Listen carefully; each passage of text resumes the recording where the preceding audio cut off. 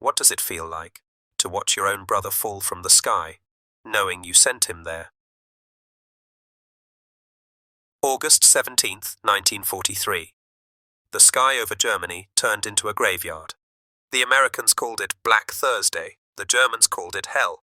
But for one man, General Adolf Galland, one of the most decorated fighter aces in the Luftwaffe, one of the most feared names in the war. This day would become something far more personal than just another battle, because somewhere in that chaos, somewhere among the burning wreckage and falling bodies, his younger brother was dying, and there was nothing he could do to stop it. This is the story of Wilhelm-Ferdinand Galland, known to everyone as Wutz, and the day that changed everything. It's a story about war, about family, about the impossible choices that come when duty collides with love. And it starts, like so many tragedies do, with a decision that seemed right at the time. Adolf Galland wasn't just any pilot. By 1943, he had become a living legend, over 100 confirmed kills, the youngest general in the Luftwaffe, a man who flew with such skill that even his enemies respected him. He wore his leather jacket with the Pour le Mérite at his throat, the highest honor Germany could give. He smoked cigars in the cockpit, a habit that became his trademark. He was fearless, brilliant, and utterly devoted to his country. But he was also a brother, and that would become his greatest burden. The Galland family had produced 3 sons who became fighter pilots. Adolf was the oldest, the trailblazer. Then came Paul, and finally Wutz, the youngest. All 3 followed the same path into the sky. All 3 wore the same uniform. All 3 faced the same enemy. But Wutz was different. He was the baby of the family, the one who had to prove himself the most. While Adolf was already famous, Wutz was still trying to earn his wings. While Adolf was being photographed with high command, Wutz was practicing takeoffs and landings. The pressure on him must have been immense. Imagine growing up in the shadow of a hero. Imagine knowing that every instructor, every fellow pilot, every commanding officer was comparing you to your legendary brother. Some men would have crumbled under that weight. Some would have chosen a different path, but not Wutz. He embraced it. He wanted to fly. He wanted to fight. He wanted to prove that the Galland name meant something in his hands, too. Wutz Galland idolized Adolf, 9 years younger.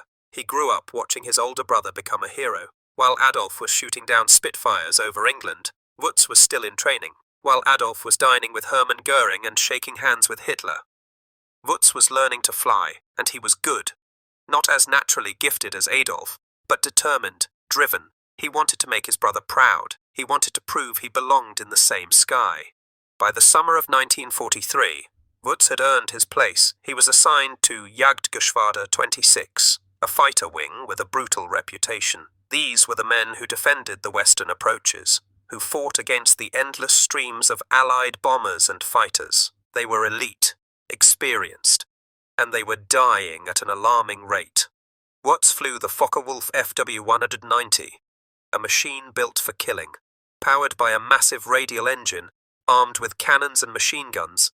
It was one of the best fighters in the sky. In the right hands, it could tear through enemy formations like a knife through paper. And Wutz was learning to use those hands. He was starting to rack up victories of his own.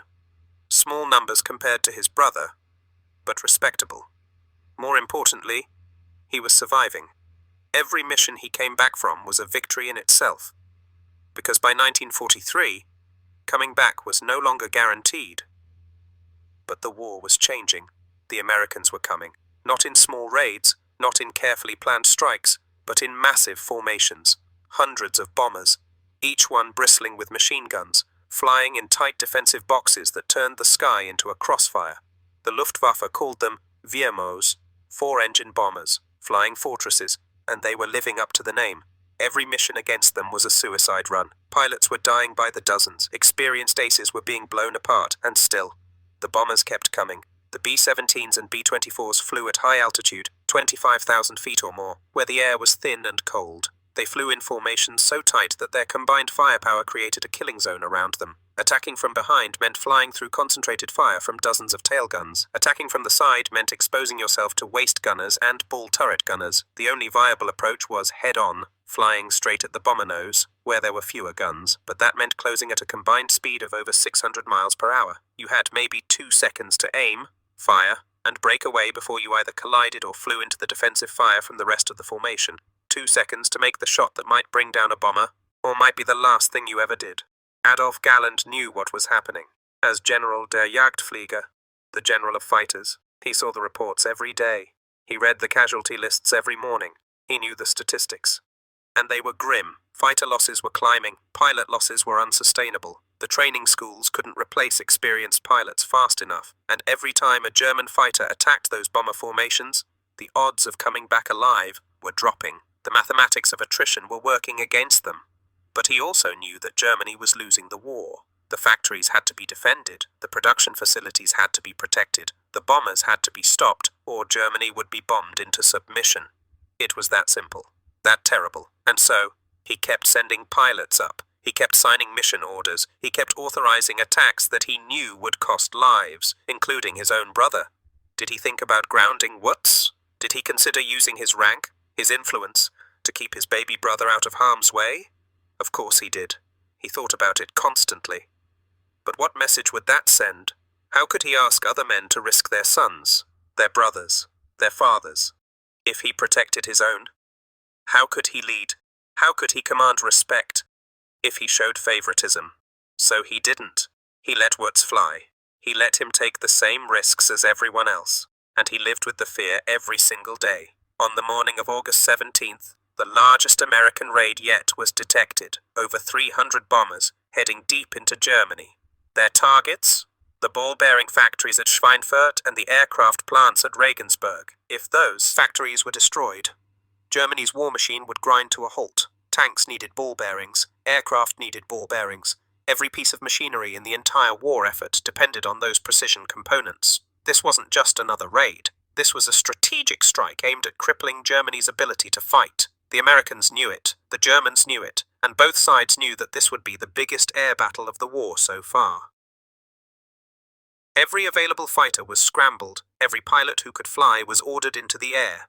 Messerschmitts, Focke-Wulfs, even some of the older models that had been relegated to training duties, everything that could carry guns was thrown into the battle. And among them, climbing into his FWR-90 with the morning sun barely over the horizon, checking his instruments, testing his guns, was Wutz Galland.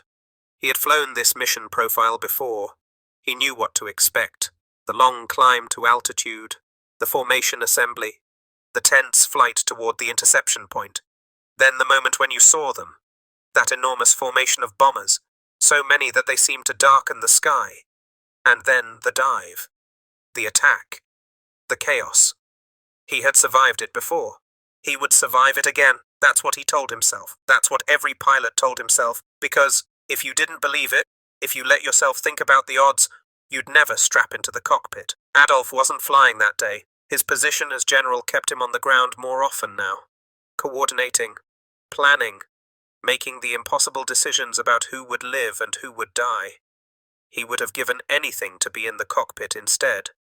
To be up there, where at least he could do something, where he could watch Wutz's back, where he could protect him. But all he could do was wait and listen to the radio. The command post was organized chaos. Maps covered the walls, showing the bomber formations, the fighter intercept points, the ongoing battle. Radio operators called out positions, intelligence officers updated the estimates, and Adolf stood in the center of it all, smoking his cigar, watching the pins move across the map, and listening to the voices of men fighting for their lives 30,000 feet above. The bombers came in waves. The first formation, heading for Regensburg, crossed into German airspace around 10 in the morning. The fighters hit them immediately. Messerschmitts and Focke-Wulfs diving out of the sun, rockets blazing, cannons hammering. The sky exploded into chaos. Bombers were falling, trailing smoke and fire, spinning out of formation with engines dead and wings torn off. But so were the fighters. The American gunners were good. They had trained for this. They had practiced formation flying until they could maintain position in their sleep. And those 50 caliber machine guns, they could tear a fighter apart. The radio chatter reflected the chaos, voices shouting warnings, calling out targets, screaming for help. The calm, professional coordination that started every mission dissolved into raw survival instinct within minutes. This wasn't a chess game. This wasn't strategy. This was a brawl at 600 miles per hour, where a single mistake meant death. Wutz was in the thick of it. His squadron, his staffel, attacked head-on. It was the most dangerous approach, flying straight into the nose guns of the bombers, but it was also effective. the most... For a few seconds, as you closed the distance, you had a clear shot at the cockpit. If you could hit the pilots, the bomber was finished. But those few seconds felt like forever. The bomber rushed toward you, growing impossibly large in your windscreen. Tracers filled the air, bright lines of death reaching out for you. The sound was deafening, even through the enclosed cockpit, metal screaming, engines roaring, your own guns shaking the entire aircraft as you fired. And then, at the last possible instant, you broke away, rolling, diving, pulling so hard that the blood drained from your head and your vision tunneled, and you prayed that you hadn't waited too long. Wutz pressed the trigger. His cannons roared. 20mm shells streaked toward the B-17 ahead, each one capable of punching through aluminum skin and destroying whatever it hit. He saw his rounds hitting, sparks dancing across the nose of the bomber, glass shattering, but he didn't see it go down. There wasn't time. He rolled away, diving, trying to get clear of the defensive fire, trying to escape the crossfire from the other bombers, trying to survive long enough to climb back up and attack again. And then, something hit him. Nobody knows exactly what. Maybe a lucky burst from a tail gunner as he flashed past. Maybe a stray round from another engagement happening nearby. Maybe even friendly fire in the chaos. A German fighter's rounds going wide and hitting another friendly aircraft. It happened more often than anyone wanted to admit. But suddenly, Wutz's plane was damaged. Smoke started pouring from the engine cowling, thick, black, oil smoke that meant something vital had been hit. The controls went sluggish. The aircraft started vibrating. That terrible shaking that meant the engine was tearing itself apart. He was losing it. On the ground, Adolf was listening to the radio chatter. The voices of young men fighting for their lives, screaming warnings about enemy fighters, calling out kills, shouting for help that often never came. The professional detachment that a commander needed. That distance between himself and the men dying under his command. It was almost impossible to maintain. These weren't just voices. These were pilots he knew. Men he had trained with, men he had promoted, and then he heard a voice he recognized, his brother. The transmission was broken, filled with static, but Adolf's blood recognized it instantly. That voice he had heard his entire life, now tight with stress, with fear, with the knowledge that something had gone terribly wrong. Wutz's words were fragmented, hard to make out through the interference and the background noise of his dying engine. But the meaning was clear enough. He was hit, the engine was gone, he was going down. Adolf's blood turned to ice. His hand shot out, grabbing the microphone, keying the transmit button. He tried to reach him, tried to get a response, shouted his brother's name into the radio, demanded an answer, begged for confirmation, but there was nothing. Just static, just the chaos of battle continuing around the silence where his brother's voice had been. The other officers in the command post saw it, saw Adolf's face go white, saw his hands shake, saw the cigar drop from his fingers. They knew what it meant. Everyone knew that Wutz was flying today. Everyone knew the bond between the brothers. Other pilots saw it happen. They reported later, in the after-action debriefings, that they saw a Focke-Wulf trailing smoke, saw it losing altitude rapidly, saw the pilot fighting the controls, trying to keep the nose up, trying to find a place to set down. Some of them called out on the radio, offering encouragement, telling him to bail out, but Wutz either didn't hear them or couldn't respond. Maybe he thought he could save it. Maybe he thought he could make it to friendly territory. Maybe he was too low for his parachute to deploy properly. Or maybe, in those final seconds, he was just too busy fighting to stay alive to think about abandoning his aircraft. The FW-190 continued its descent, losing altitude, losing speed. The smoke trail behind it grew thicker. And then, it happened. The plane went into a spin. That uncontrollable rotation that happens when one wing stalls before the other. The aircraft tumbled out of the sky, spinning faster and faster, heading for the ground below. And then, it hit. No parachute, no last-minute escape, no miracle, just impact. Wilhelm-Ferdinand Galland, Wutz, was 28 years old. He had been a fighter pilot for less than 3 years. He had survived hundreds of missions. He had shot down over 50 enemy planes. 55, to be exact, a tally that would have made any man a legend in his own right. He had made his brother proud, and now, in a muddy field near the Belgian border, close to the town of Liège, he was gone. The news reached Adolf officially an hour later. An aide, pale-faced, entered the command post and approached him quietly, spoke in a low voice, confirmed what Adolf already knew in his heart. They told him the details, the location, the circumstances. They offered condolences. They said he died bravely. They said he died serving the fatherland. They said all the things that people say when there's nothing else to say. Adolf didn't respond. He just stood there, staring at the map, watching the pins continue to move, watching the battle continue without his brother in it. And somewhere inside, something broke. The battle didn't stop for grief. It never did. The pins on the map kept shifting, marking the relentless advance of the American bombers toward their targets. Schweinfurt and Regensburg, those names burned in Adolf's mind like brands. The factories there weren't just buildings, they were the beating heart of Germany's industrial might. Ball bearings, tiny precision-engineered miracles of metallurgy, were the lifeblood of every tank rolling across the Eastern Front. Every Messerschmitt screaming into the sky over the Channel. Lose those factories and the Wehrmacht would seize up like a rusted engine. The 8th Air Force knew it too. Their planners in England had pored over reconnaissance photos for months, calculating the payload, the routes, the timing. 376 heavy bombers in 2 massive formations, escorted by P-47 Thunderbolts that could outclimb and outfight anything the Luftwaffe threw at them. It was a gamble for the Americans, deep penetration without long-range fighter cover for most of the way, but they were betting on shock and awe. And on this day, the shock was working. From the command post, Adolf could hear the reports trickling in like blood from a wound. Wehrmacht down, position 47 north, 12 east. Fighter group engaged. Heavy losses. The radio operators' voices grew, hoarse, their efficiency cracking under the strain. One by one, squadrons checked in, or didn't. JG-26, Wutz's wing, was taking the brunt near the border, where the Thunderbolts had pounced like wolves on a wounded herd. Adolf's mind raced, piecing together the fragments. Wutz had been leading his Staffel that morning, a major now, his black cross gleaming on the fuselage of his FW-190 A5. He'd claimed his last victory just 5 days earlier, a B-17 over the Ruhr, his 55th kill. Adolf had heard about it over dinner the night before. Wutz had called from the airfield, his voice crackling with that boyish excitement that never quite left him.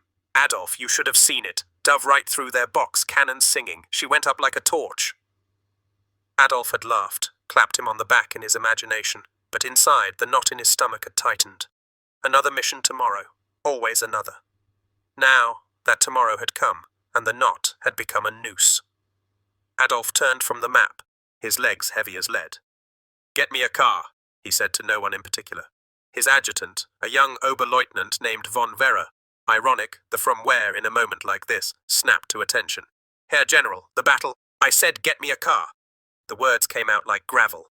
No one argued with Adolf Galland when his eyes were that hollow. The drive to the crash site was a blur of green fields and shattered villages, the Mercedes staff car kicking up dust on roads still scarred from earlier raids. Adolf sat in the back, staring out at the sky. Empty now, the bombers long past, the fighters limping home or not at all. His mind wandered, unbidden, to their childhood in Bochum. The Galland brothers, Fritz the steady one, Adolf the daredevil, Paul the quiet artist of the air, and Wutz, little Wutz, always trailing after them with his toy biplane, buzzing around the garden like a hornet. "Watch this, Keffer!" he'd shout. Keffer was Adolf's nickname from some long-forgotten family joke, launching himself off the garden wall, arms outstretched, only to tumble into the roses. Their mother would scold, their father would chuckle, but Adolf would pull him up, dust him off.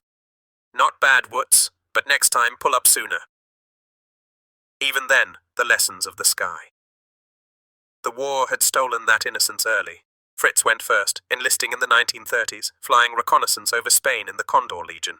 Adolf followed, racking up kills in the Phantoms over Poland, then the Blitzkrieg skies. Paul joined JG-27 in the desert, tangling with hurricanes over Tobruk. And Wutz. Wutz watched from the sidelines, devouring every letter, every newspaper clipping. "When can I fly with you, Adolf?" he'd ask during rare leaves, his eyes wide as saucers. Adolf would ruffle his hair, say something gruff about earning it, but deep down he prayed Wutz would choose anything else, engineering perhaps, like their uncle. Anything but this. Yet when the call came in 1940, Wutz enlisted without a word. Trained at Verneuchen, soloed on a Buckaboo 131, then the advanced Arado R96. By 1941, he was in JG-26, wingman to aces like Walter Adolf. His first kill, a Spitfire over Calais, came on a crisp autumn morning, and he wired home. For the family. Adolf read it in his tent near Abbeville, tears blurring the ink. Pride and terror, twins joined at the hip. The car jolted to a stop at the edge of a ploughed field, cordoned off by Wehrmacht troops. Smoke still curled from the wreckage, a twisted skeleton of aluminum. Steel half buried in the earth. The FW-190 had hit hard, nose first, carving a crater 20 feet wide. Shrapnel from the impact had peppered the hedgerows, and a faint smell of burned avgas hung in the air like a ghost. Ground crew from a nearby Fliegerhorst swarmed the site, sifting through debris for the black box, the pilot's log, anything salvageable. But they all knew. No one walked away from a spin like that. Adolf stepped out, his boots sinking into the mud. The adjutant followed at a distance, giving him space. A Feldwebel saluted crisply. Herr General, we recovered. Remains. In the cockpit. Impact was instantaneous. Adolf nodded, his throat too tight for words. He walked forward, ignoring the protests of the technicians. The cockpit canopy lay shattered nearby, its plexiglass webbed with cracks like a spider's web. Inside, or what was left, Wutz's leather flying helmet, scorched but intact, the chin strap snapped. A silver cigarette case engraved with WFG, a gift from Paul on his 25th birthday. And the throttle quadrant jammed full forward, as if Wutz had fought to the last breath. Adolf knelt, picking up the helmet. It was warm still, from the fire that had briefly engulfed the wreck. He ran his fingers over the leather, feeling the familiar shape, the dents from countless missions. Memories flooded him. Wutz at 18, awkward in his first uniform, saluting Adolf with exaggerated stiffness at the family Christmas in 1932. To the skies, brothers, they'd toasted then with schnapps and laughter. Or the night after Dunkirk, when Wutz had snuck into Adolf's billet with a bottle of cognac looted from a downed Blenheim. Tell me about the Channel, Keffer. Did it really feel like dancing with death?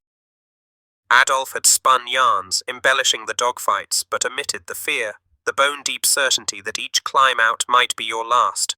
Wutz had listened, rapped, then declared, I'll be up there soon. We'll paint the sky together. They never did. JG-26 and Adolf's command post were worlds apart, even as the brothers' letters crossed the front lines like lifelines.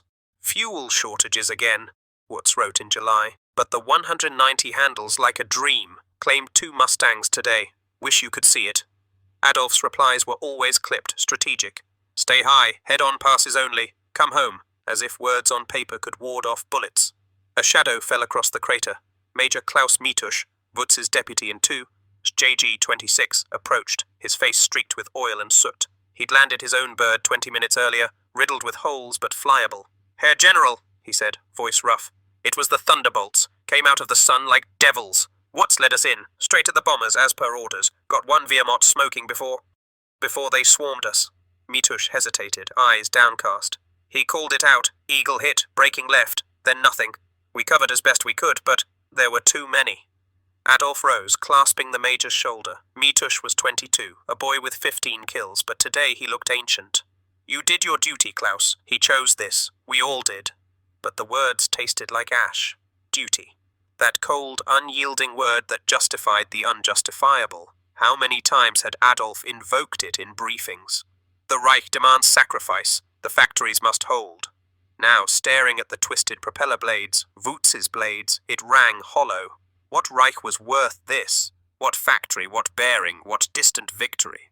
Word of the loss spread like wildfire through the Luftwaffe. Evening, as the sun dipped blood-red over the Rhine, telegrams winged their way to Bochum. Their mother, Anastasia, received hers at dusk, collapsing in the kitchen amid the scent of boiling cabbage. Fritz and Paul, both on leave from their units, rushed to her side. Paul, ever the stoic, held her as she wept, but his own eyes were dry rivers waiting for rain. Fritz paced, fists clenched, muttering about vengeance. Those American butchers, we'll make them pay. But pay how?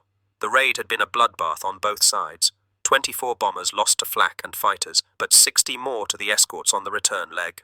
For the Luftwaffe, it was carnage. 38 fighters confirmed down, another 20 missing. JG-26 alone lost 12, including 3 aces. Black Thursday, indeed. A day that broke the back of Germany's fighter defense, proving the Americans could strike deep and withdraw, if bloodied. Goering, bloated and furious in his Karen Hall retreat, would rage tomorrow, demanding heads. But tonight, in the Galland home, it was just loss, pure, unadorned. Anastasia clutched Wutz's last letter, the one with the pressed Edelweiss from the Eifel Hills. Home soon, Mutti. Tell Keffer I beat his score next leave. Lies. All of it now. Adolf didn't go home that night. He couldn't. Instead, he drove to the airfield at Guyancourt, where JG-26's survivors were staggering in. Limping aircraft dotted the grass, ground crews swarming like ants over a carcass. Medics triaged the wounded, burns from glycol fires, shrapnel wounds that wept crimson. Adolf walked the line, shaking hands, murmuring thanks, but his eyes searched for faces, marking the absences. Lieutenant Hans Eckerhard Bob, Wutz's wingman, sat on a crate, head in hands, his Bf-109 a sieve of 50 cal holes. He was right there, Herr General. I saw the burst. P-47, high 6 o'clock. Hit the engine clean. He jinked left, but she wouldn't answer. Called bailing once, then spin. Bob's voice cracked. Adolf knelt beside him, the helmet still tucked under his arm. He was proud of you, Hans. All of you. This is the price. Bob looked up, eyes red-rimmed. Price for what? We barely scratched them. The question hung, unanswered. Adolf had no platitudes left. Instead, he lit a cigar, Wutz's brand, Partagas from Havana, smuggled via U-boat, and shared it, the two men smoking in silence as stars pricked the velvet sky. The funeral was 3 days later, in a hasty ceremony at the military cemetery in Marseille, just across the border. The border meant nothing now. Death erased lines on maps. A Lutheran pastor, borrowed from a local garrison, intoned the rites over a plain pine box. Wutz's remains too fragmented for an open casket. Adolf stood at the head, ramrod straight in his dress uniform, the iron cross heavy on his chest. Paul flanked him on one side, Fritz on the other, their faces masks of shared agony. Goering sent a wreath, massive and ostentatious, with a card, "For a hero of the Reich." Adolf wanted to burn it. High command brass dotted the graveside, murmuring about duty and glory, but their words washed over him like rain. Inside, the break widened, a chasm where brotherly banter had once filled the air. He remembered Wutz's laugh, sharp and infectious, echoing in the mess after a sortie. "Adolf, you old cigar chomper, one day I'll outscore you," Adolf had fired back. "Keep dreaming, little brother. Stick to tailing me." Teasing that masked the fear, the unspoken plea, live, just live. As the earth thudded onto the coffin, Adolf's mind drifted to the what-ifs, those tormentors of the night. What if he'd pulled strings after all? A transfer to instructor duty perhaps, or reconnaissance, safer skies. What if he'd flown that day himself, taken Wutz's place in the Staffel? Absurd, of course. Generals didn't lead from cockpits anymore, but in the cockpit at least, he'd have had a chance. A deflection shot, a wingman's cover. Instead, he'd condemned Wutz with a signature on a mission order, one among hundreds. The guilt settled like flak shrapnel in his gut, festering. Later, in his memoir, written decades hence in the quiet of post-war exile, Adolf would call it the turning point. The death of my brother Wutz on that black day shattered something in me. Not just a man, but the illusion that we could win this war without devouring our own. He'd penned those words in 1954, chain-smoking in a Berlin flat, the scars of defeat still fresh. But on that August afternoon in 1943, as the volley of rifles cracked over the grave, there were no words. Only the wind, carrying the distant drone of returning bombers, mocking the silence. The war ground on, indifferent. Adolf threw himself into it with a ferocity that bordered on self-destruction. He argued with Goering over tactics, demanding more fighters for point defense, fewer wasted on the Eastern Front.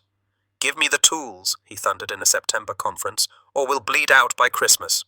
Goering, eyes bulging, promised the moon, delivered scraps. Adolf flew unauthorized sorties, his Mi-109 a silver streak over the Ruhr, racking up kills to prove he could still do it. But each victory tasted bitter, shadowed by Wutz's empty chair at family gatherings that never happened. Paul survived the war, only to die in a post-war crash, another Galland claimed by the sky. Fritz made it through, fading into civilian life. Adolf endured, captured by the Americans in 45, interrogated, then released to rebuild. He consulted for the new Luftwaffe, flew jets with Chuck Yeager, bridged old enemies with handshakes and shared cigars.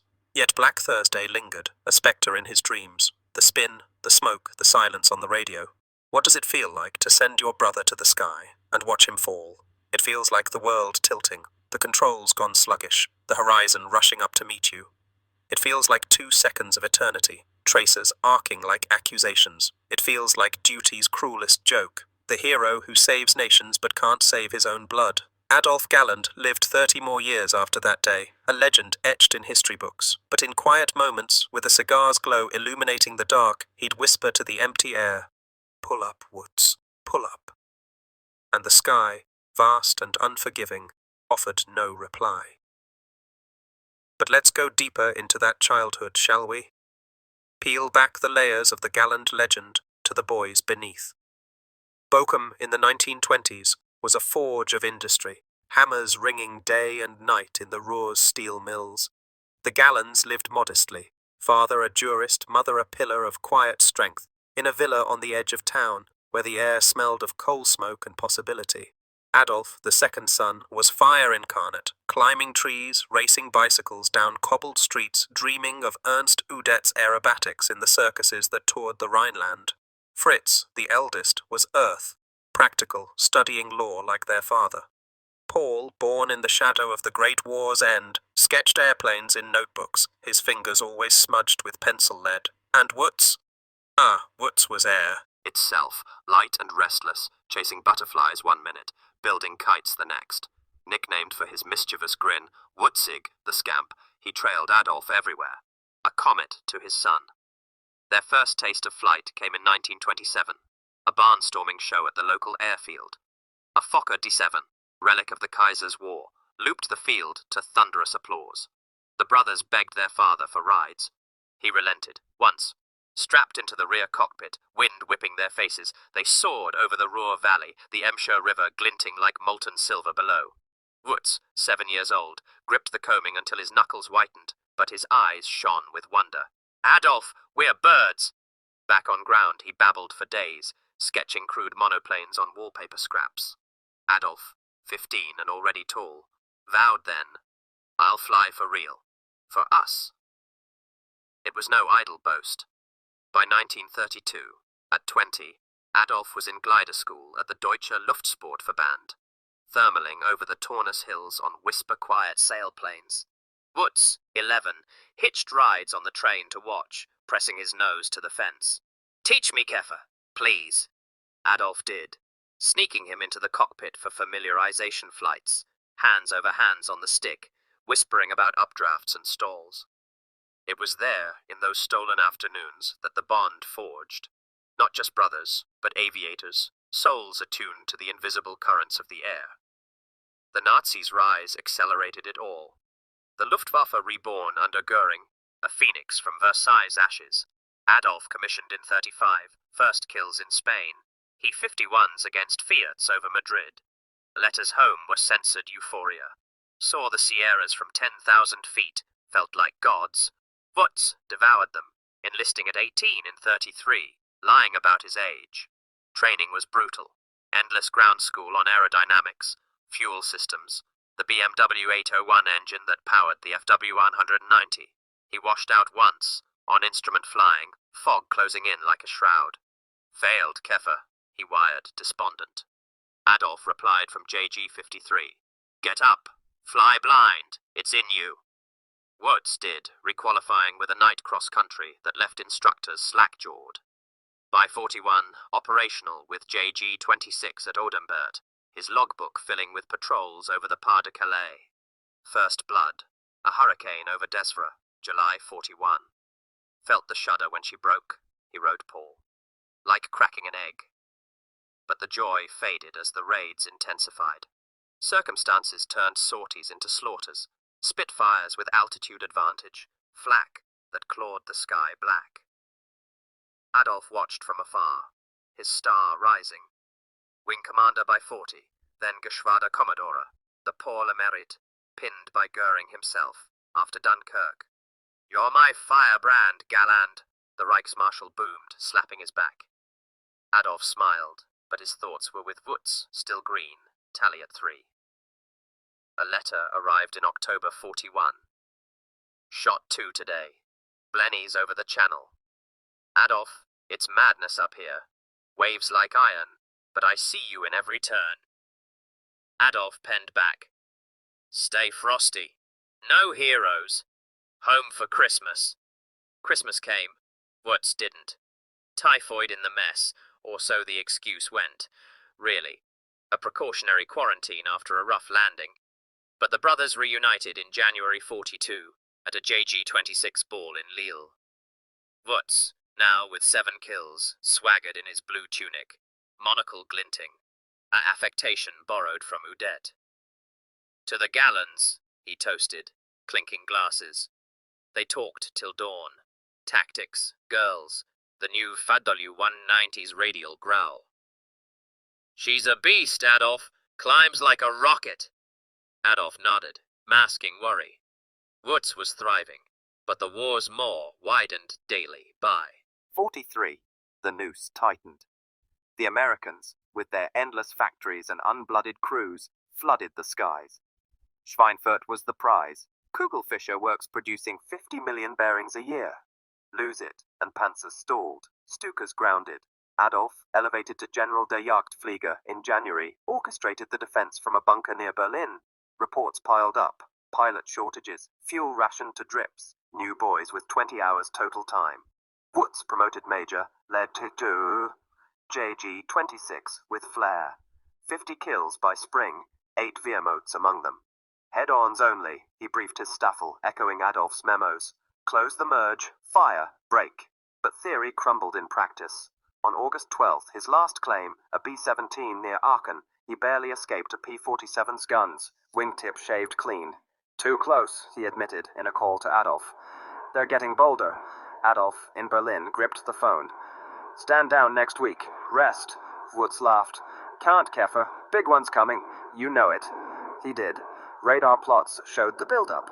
B-17s massing at Thorpe Abbots. Escorts fueling at Debden. Schweinfurt-Regensburg, the hammer blow. August 17th dawned clear. A traitor's gift. Alarms wailed at 0600. Scrambles rippled across the Reich. Wutz's Staffel lifted off from Wevelgem at 10:50, 14 FW-190s in loose finger 4, climbing west to intercept. Altitude 28,000 feet, contrails feathering behind. Radio check. Blue leader, all green. Heartbeats synced to engine thrum. The bombers appeared at 11:20, a silver armada blotting the sun. 230 B-17s in 3 waves, bound for Regensburg's Messerschmitt plant. Escorts, 240 P-47s, hungry for blood. Wutz keyed his mic. Tally-ho! Wehrmachts 12 o'clock high. Arm hot. Dive from astern, then head on. Cannons barking at 650 mph closure. Tracers converged, 50 cal from ball turrets, 20 mm from cowlings. Wutz's burst shredded a B-17's nose. She yawed, plummeting. Splash one! Cheers crackled. Then the thunderbolt struck, low and fast, Republic's finest. Pilots from the 56th Fighter Group with aces like Bud Mahurin leading. A P-47, Hun Hunter on her side, locked Wutz at 6 o'clock, guns chattering. Shells raked the 190's engine, oil sprayed the canopy black. Eagle hit, braking. Wutz's voice, calm to the end. Jink left, but torque pulled her down. Smoke billowed, altimeter spun. Below, fields near Tongren. Allied lines creeping close. Bailout height, gone. Impact. On the ground, Adolf's world narrowed to that static hiss. Hours later, confirmation. Shot down by 1st Lieutenant Howard Hinman of the 63rd Squadron, 56th FG. Wutz never knew the name. Adolf did, eventually. Met him post-war, over beers in a Florida bar. Hell of a shot, Adolf toasted, no bitterness. He was the best. Hinman, graying, nodded. Your brother went down fighting. Respect. Closure of a sort, but the chasm remained. Adolf's command grew erratic post-Schweinfurt. Clashes with Goering escalated, culminating in his arrest in January 45 for defeatism. Sacked, but reinstated by Hitler for a final defense of the Reich. He flew his last mission April 26th, tangling with Mustangs over Munich, bailing out with a wounded leg. Captured, then free. The memoir followed. The first and the last. Raw truths, unsparing. Chapter on Wutz. Brief, brutal. He fell as he lived, charging the foe. I sent him there. That truth I carry to my grave.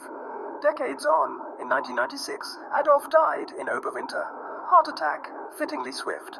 Buried with honors, cigars at the ready. But in the end, it wasn't kills or medals that defined him. It was the boy in the roses, the... Wingman in the sun, the brother in the spin. War's ledger. Victories tallied, but family, priceless, irreplaceable. And in the sky over Germany that black Thursday, as wreckage rained like tears, the Gallands learned it the hardest way. What does it feel like? Like falling forever, like the end of everything, like a cigar smoke curling into nothingness, gone with the wind.